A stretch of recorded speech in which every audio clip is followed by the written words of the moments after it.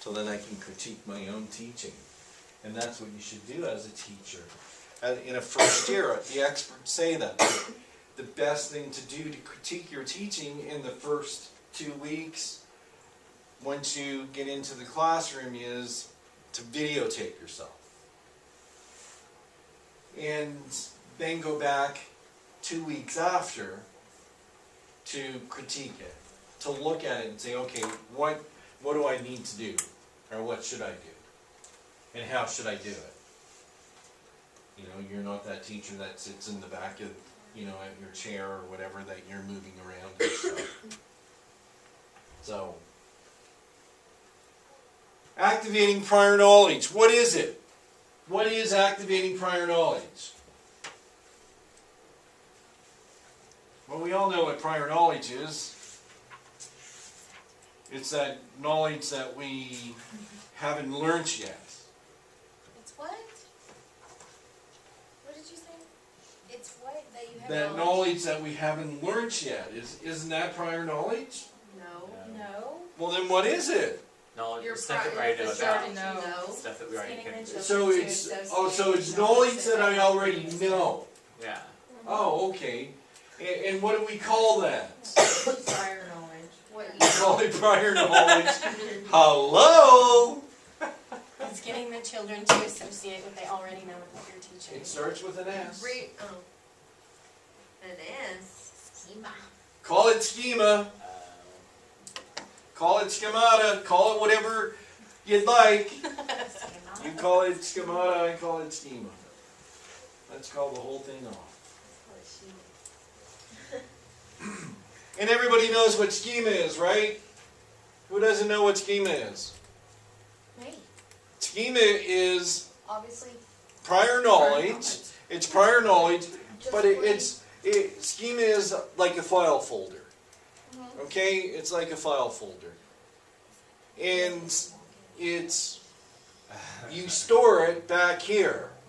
And so something comes along and says, boom, and so you bring it back here. But you might change it. That prior knowledge will be added.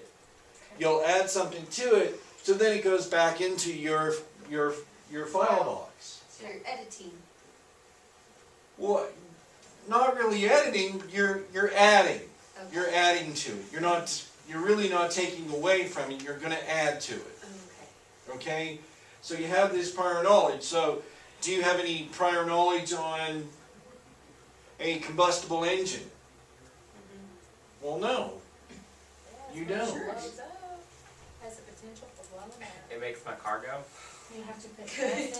It's got to go to the carburetor. So you really don't have any prior knowledge. So if I walk in here and say, okay, we're going to talk about combustible engines tonight, you'd be all looking at me the same way you are now, going, huh?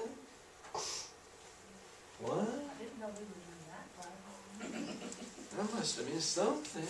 Is that on the syllabus? Because it ain't on the syllabus, we shouldn't be doing it. I want you to put that on the syllabus next semester. It's another test. That's all I care about. Yeah, exactly. See how many people catch it when they read the syllabus. I bet nobody says Do they read it?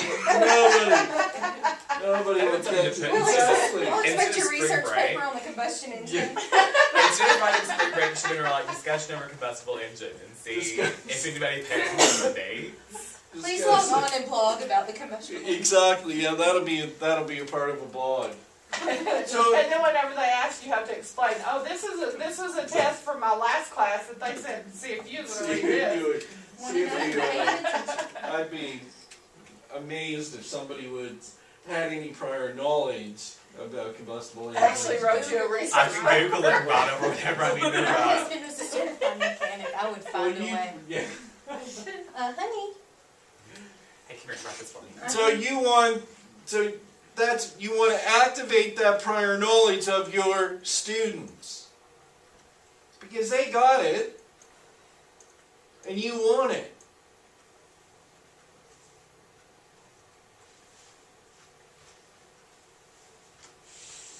And so you want to make some connections before, during, and after. So before. What can you do before? Before what? Reading? Talking about that prior knowledge. See if they Yeah. know anything about. We're talking about dogs tonight. What do you know about dogs? Introduce the subject and ask them their experiences with it. Alexander and the Terrible, Horrible, No Good, Very Bad Day. That's a good Get one. that out in here. No, go ahead and read it. Might as well brought it out. Wow. Well, I'm sorry. Apparently that is a no good horrible day right there. Apparently she has some prior knowledge that came from her file folder in the back to the front. So, Go ahead and read it. She mad at you. so it's Alexander and the Terrible, Horrible, No Good, Very Bad Day. Have you had a bad day? Yes. Yeah. Never Can seen you tell me that. about- Got worse. Well, I don't want to hear about it right now. All at once on the count of three. Just want you to Yeah. tell someone how did you see someone hiring I know. you? Oh, really? I didn't mean But to. you want to talk to your students about it and say, okay, have you had a bad day? Tell me about your bad day. Maybe it's the same as Alexander's. Maybe you had a bad day the same as his. Well, maybe you had one that wasn't as bad as his. So you can have a before conversation. And so during conversation, when you're reading it, I won't read it. It's okay, I'm going to change it in there. Go ahead and read it. I'm reading it then, just for that. And This is what all you on should tape. do is read it and read it better than who reads it. Yeah, there you Hello. go. Challenge out Okay, there. so start by taking It's a notes real fast. competition Take now. notes. Critique it. Here we go. Okay. I went to sleep with gum in my nose, and now there's gum in my hair. And when I got out of bed this morning, I tripped on the skateboard, and by mistake, I dropped my sweater in the sink while the water was running, and I could tell it was going to be a terrible, horrible, no good, very bad day.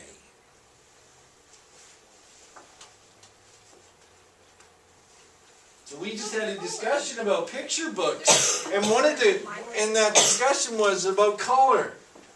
Did the illustrator use color in this book? No. No. Well, gray's the No. color, black's the color. Don't go there. They use shading. That's what this is called. At breakfast, Anthony found a Corvette Stingray car kit in his breakfast cereal box, and Nick found a junior undercover agent code ring in his cereal box. But in my cereal box, all I found was breakfast cereal. I think I'll move to Australia.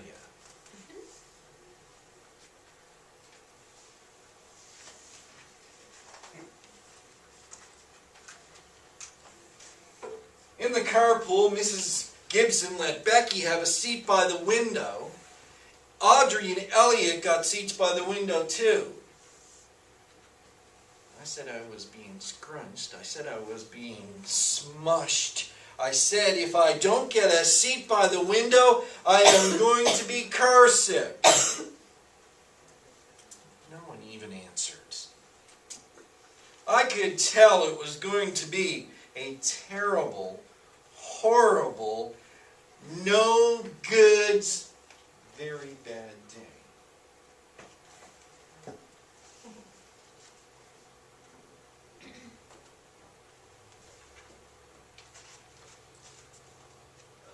At school, Mrs. Dickens liked Paul's picture of the sailboat better than my picture of the invisible castle. At singing time, when I sang too loud, at counting time, she said I left out 16. Who needs 16? I could tell it was going to be a Terrible, horrible, no good, very bad day. That's great spirit. We'll do it better next time, promise. Yeah. Okay. We'll yell it. Yep, we are. Good.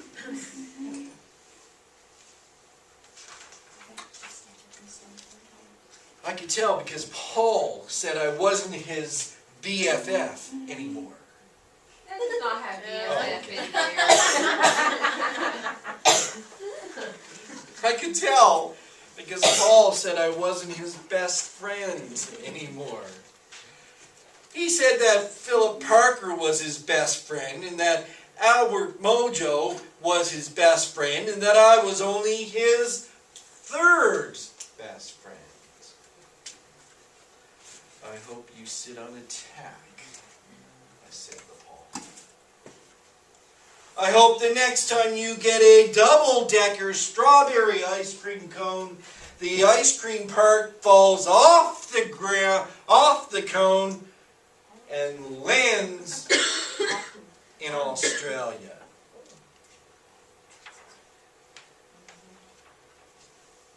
There were 2 cupcakes in Philip Parker's lunch bag, and Albert got a Hershey bar with almonds, and Paul's mother gave him a piece of jelly roll that had little coconut sprinkles on the top. Guess whose mother forgot to put in desserts? It was a Terrible, horrible, no good, very bad day. So has anybody had a horrible, terrible, no good, very bad day? Has anybody like Alexander? That your cereal didn't have a prize? And your mother forgot to put that special thing in your lunch? Checking account, I'm paying my money. Your checking account doesn't have any money? That's a surprise in your cereal box. Yeah. Checking account. The fact that you can't buy another one. Exactly. So that's what it was, because after school my mom took us all to the dentist. And Dr. Fields found a cavity just in me. Come back next week and I'll fix it, said Dr. Fields. Next week, I said, I'm going to Australia.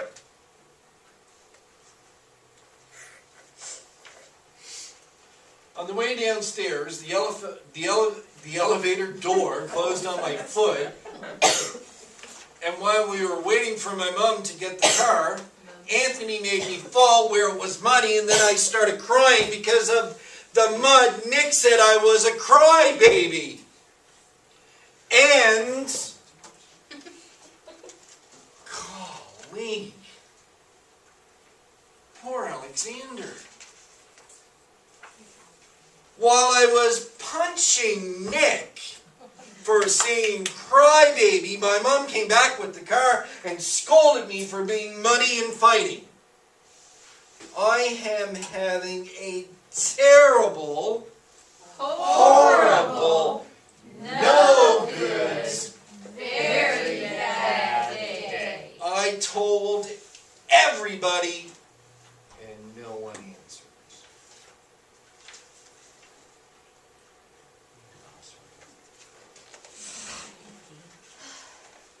So then we went to the shoe store to buy some sneakers.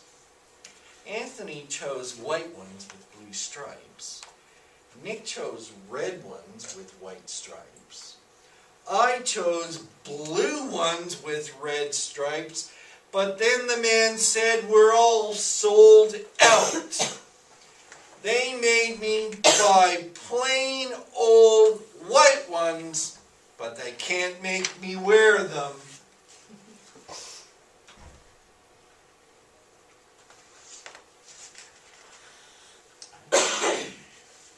When we picked up my dad at his office, he said I couldn't play with his copy machine, but I forgot.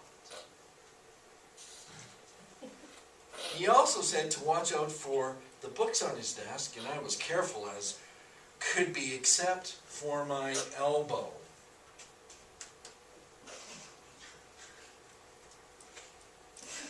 He also said don't fool around with his phone, but I think I called Australia.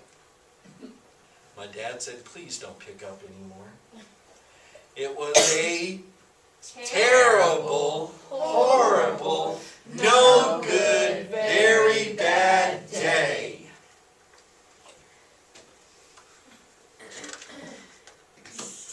There were lima beans for dinner, and I hate limas.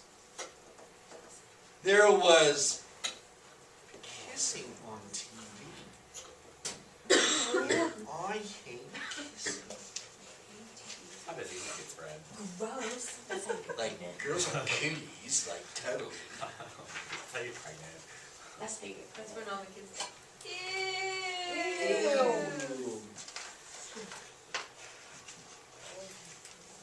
Now my bath was too hot, I got soap in my eyes, my marbles went down the drain, I had to wear my railroad train pajamas, I hate my railroad Train.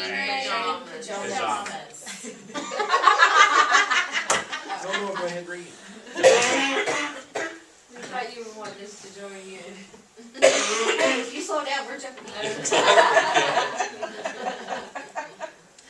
Well, when I went to bed, Nick took back the pillow he said I could keep, and the Mickey Mouse nightlight burnt out, and I bit my tongue. Because the nightlight went out. The cat wants to sleep with Anthony, not with me. It has been a terrible, horrible, no good, very bad day. My mom says some days are like that. From the time you get up until you pass out. Usually the days when you get up that are like that, that's the way they end up all day long. Even in Australia.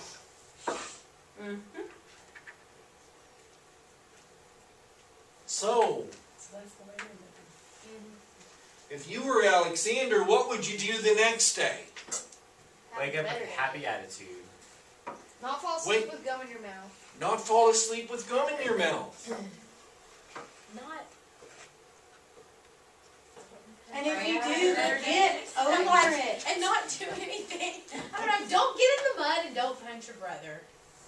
Wait, Don't put your wear sweater the on until railroad after train you pajamas. brush your teeth. Right. Brush your teeth before you put your clothes on. That way you're not going to get them wet. Well, you're not right. So, you don't want to have a terrible, horrible, no good, very bad day. You don't. Pray about it. That was a good book.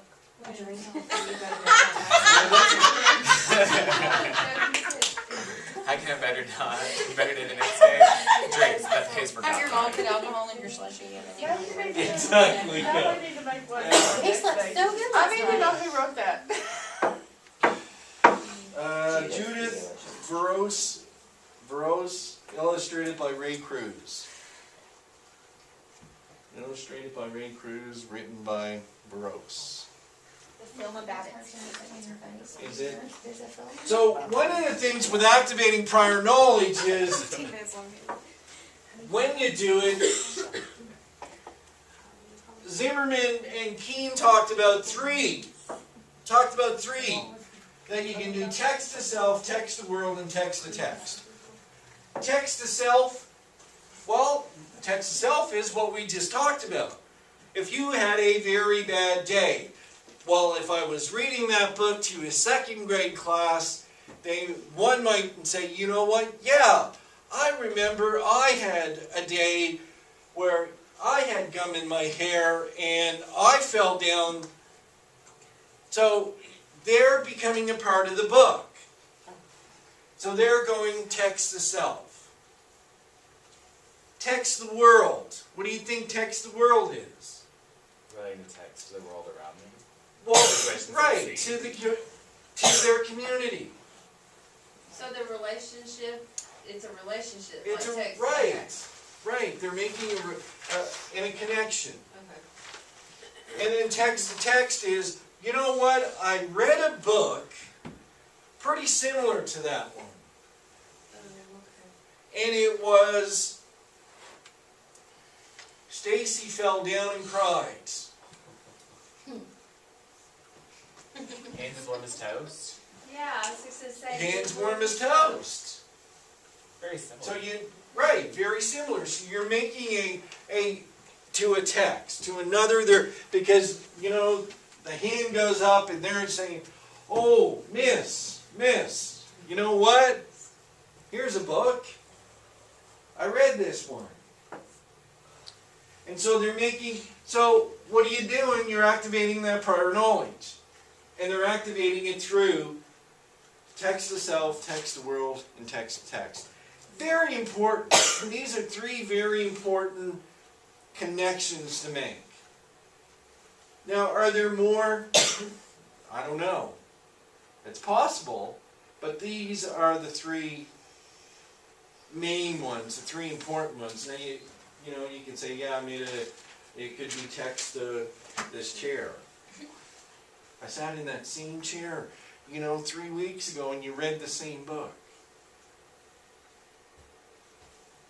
They're still making a text to themselves. So those are three, and you'll want to keep them in back of your schema. You want to keep them in your schema. Because when you get into the classroom, and you start reading a book, you're going to hear that. You're going to hear the hands go up and say, you know what, my mom read me a book last night, and it was about blah, blah, blah. Awesome. You activated that prior knowledge, and they made a connection with it. What more do you want? What more do you want? But I didn't know that's what that was. I thought that was just a kid being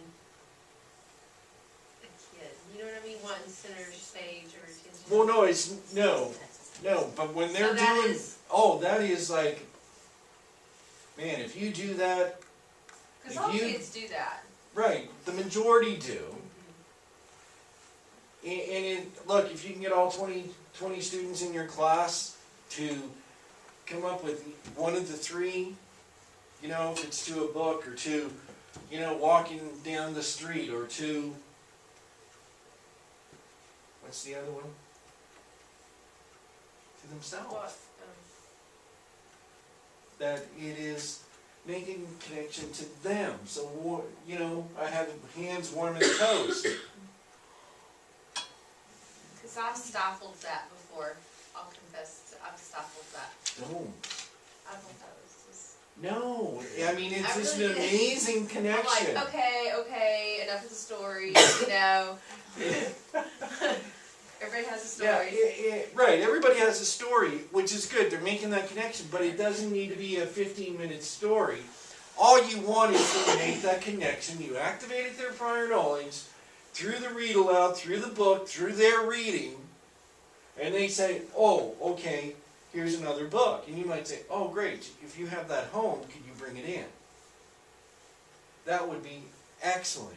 Well, thanks, Brooke, for making that connection to yourself. I'm sorry you had a very bad day. You know, so you want to encourage it, but you don't want them to go on and on and on and on.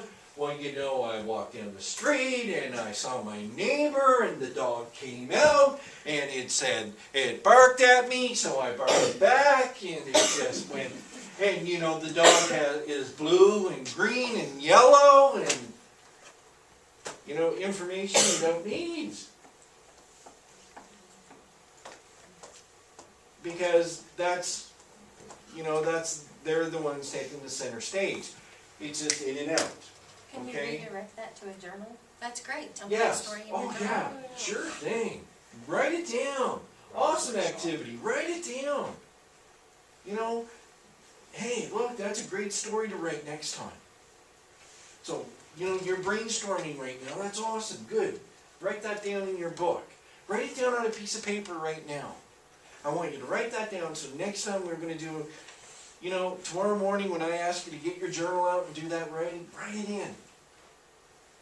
Oh, okay. Awesome.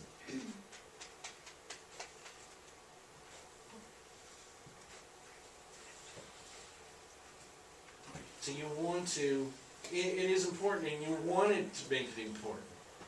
And that's, you know, and that's what the experts say, that they, you know, you have metacognition, and you're getting their metacognition going. Only you've activated the prior knowledge, you activated that schema, now you're getting into thinking about thinking. Thinking about what they know. So it's metacognitive thinking. So it's a great thing. It's a great thing.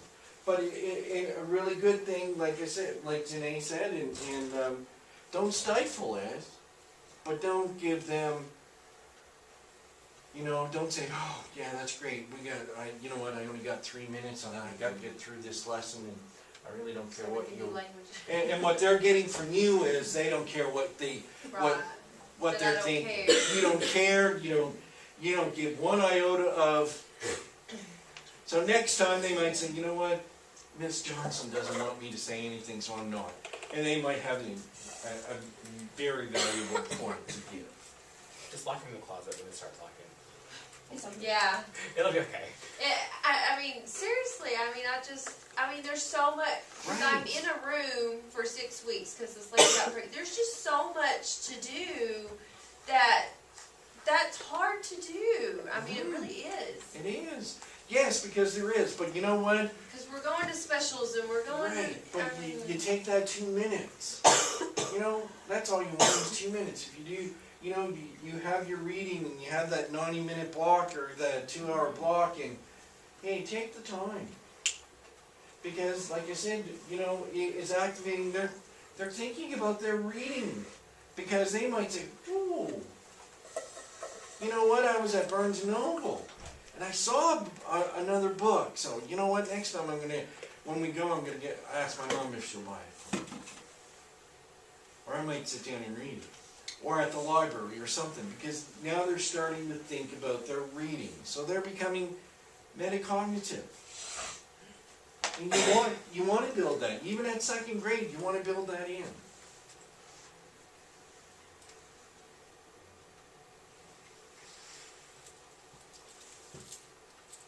And we've talked about it already. You're building, you're building, you're building, you're building, you're building. The more you give them, the more you're building it. And the more they're going to become better at their reading, at their thinking, at their prior knowledge, at their connections, at everything. And it's really good if you have not use the word, but it is, you know, you have that struggling reader. You know, I mean, that's amazing if you have one of those readers that are just, I don't like calling them struggling readers, but that's what they are. One of those readers that just doesn't got it,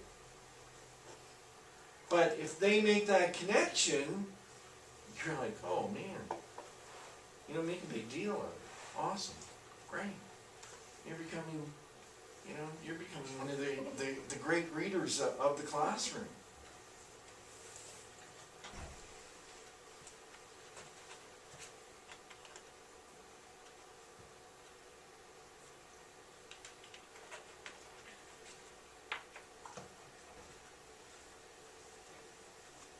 And we talked about during reading and after reading. We're not going to spend a lot of time on that. And I'll post. I have some professor gave me 103 things that you can do before, during, and after reading. And I'll post that on Blackboard. And you can look through it. It's almost, you know, like Trelease. It's, you know, the do's and don'ts. Now here's 103 things that you can do before, during, and after reading. And this PowerPoint will be on there also? It's up there already, yeah. Okay. Yeah, it's already on there. So, you know, we do think alouds, we do talk alouds, whatever you want to call it. You know, did you have a bad day? Why did you have a bad day? How come you had a bad day? And then you move on.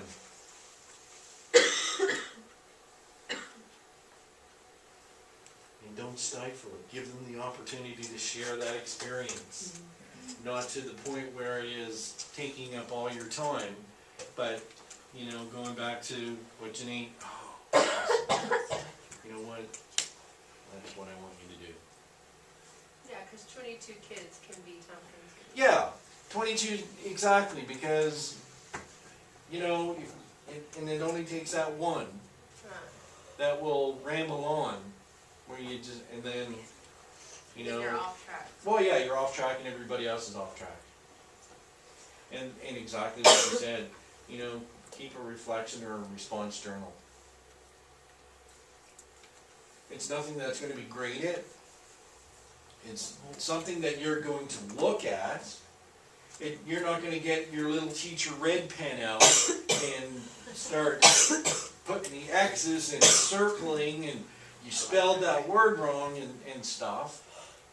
Because what you're going to do is then when you look at those response journals and reflection journals, that's when you can get mini lessons. You know what? Out of my 22 students, 12 of them are missing, you know, punctuation, capitalization, spelling. Can you tie that into like the writer's workshop? So you take 5 minutes, what did you think about? Yeah, you can. That can be their Yeah, topic yeah. for the day that they Yeah. write about. Yeah, but that's a good, easy place for encouragement. That was a great thought, or a great story. Great, you're not, exactly, because you're not grading it. You're not gonna get your red pen out and just write all over it, and the next time you say, oh, okay, get your response journals out, I want you to, Oh. and they're like, yeah, that ain't gonna happen. You'll hear it. No, Oh. yeah, exactly. Oh, man. Is she I hear cra- that on DLR, they hate DLR. Is she crazy?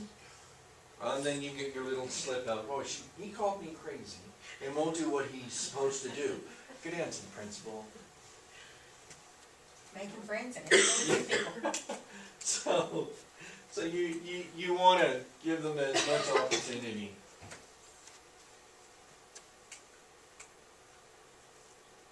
And it gives you some suggestions on how you can make it happen.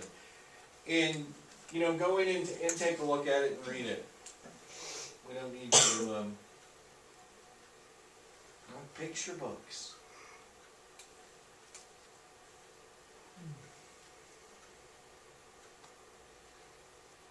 Use a lot of genres, and we've said that already. That's great for activating prior knowledge. That's awesome to start the before, during, and after.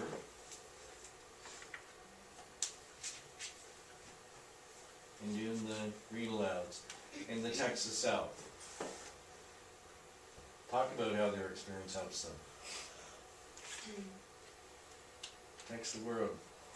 What do they know about the world, and that will help them to better understand the story. And text itself. Text to text.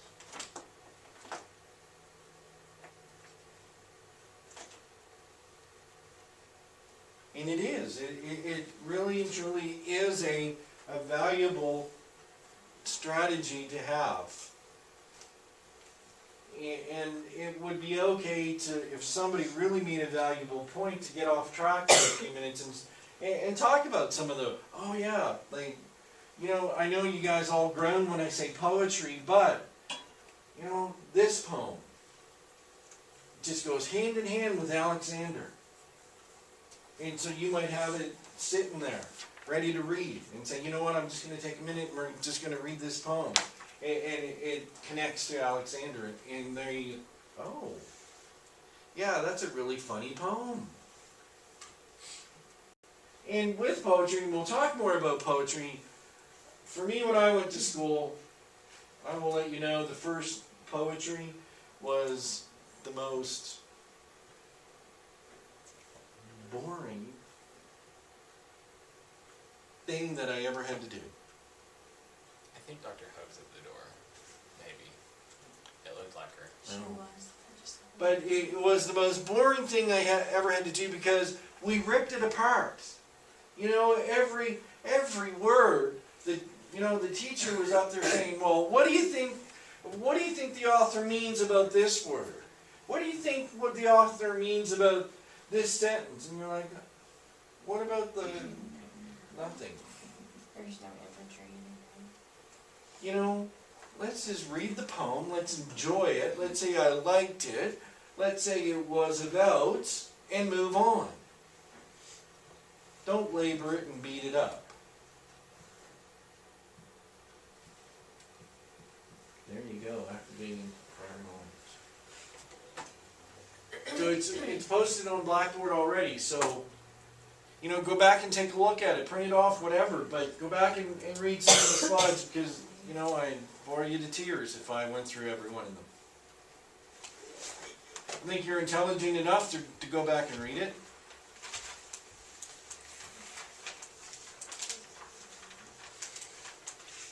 Do you want to take a quick break and then we'll, yeah, get up and move. Get up and move and then we'll, this one here, we'll probably whip through this as quickly too.